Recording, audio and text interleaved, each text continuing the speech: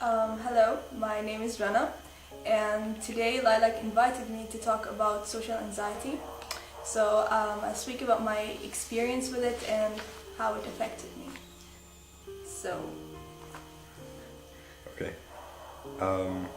So can you tell me what social anxiety is and its effect on you?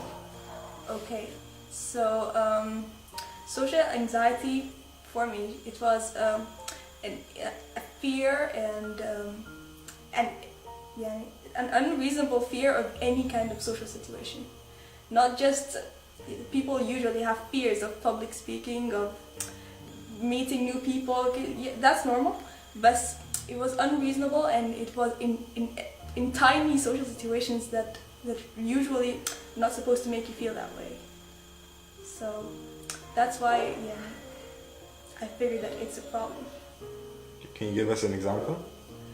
Okay, for example, it might hit me, like I might get an anxiety attack in the middle of with familiar people in a car while we're playing music and we're just chatting, and suddenly I get a panic attack out of nowhere, which is weird. It shouldn't be happening in that situation. So, yeah. Okay. When did you start to realize that it was a problem? Okay, so at first I thought that I'm a shy person, I'm an introvert, so maybe it's normal how I don't like people being around people, social situations.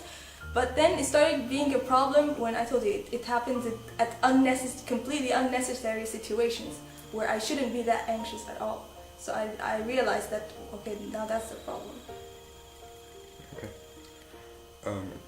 What do you think makes the anxiety or the social anxiety worse?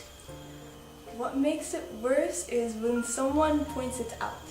So, for example, if I'm with people and I get those, it's not, yeah, it's beyond blushing anymore.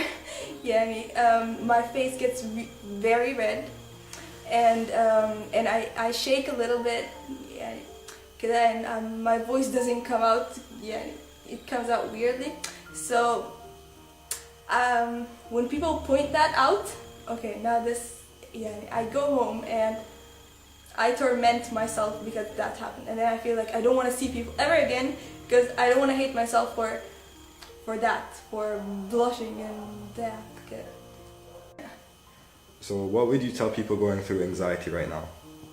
Okay, I tell them that it is hard, okay, and I thought it can never.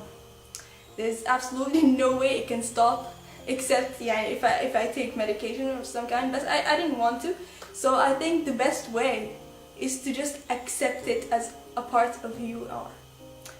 All that is happening. If you don't want to see people, then what if those people that cause you those intense feeling of fear, maybe you don't need to see those people. And if some people you don't feel that anxious meeting, then maybe you should spend more time with people you're interested in that don't bring you anxiety. Maybe you shouldn't torment yourself over how you reacted around people that you weren't uncomfortable with. Maybe you were just uncomfortable, so you shouldn't hate yourself for that reaction. And I think that if only you just stopped caring, you stopped caring about how everyone's reaction to everything, then that would definitely make it better. What would you tell people not going through social anxiety? Okay, I tell them if they know anyone who's experiencing anxiety of any kind, to be calm, to try to be as calm as they can around those people, because we really need to feel someone experiencing calmness and peace of mind, so that they transmit that to us and that we'll feel calm in return. But when we're in a tense situation, we get even more tense. So if they're trying to help someone with social anxiety, if they're trying to understand them, then I guess they just need to be as calm as they can around them and not point not point out things. What's something that social anxiety, going through that whole experience, taught you? Well, it taught me that people are not transparent. That even if I have a lot of stuff going on inside me, yeah, it cannot show unless you're focusing on it so much. If you're not thinking about it, no one can see. You're not walking around transparent.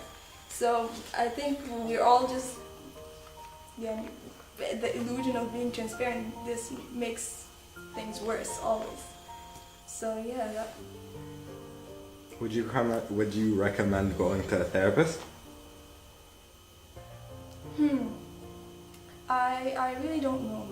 Yeah, I don't know. Maybe it's helpful for some people. Maybe if some people try to get over it themselves, maybe they would.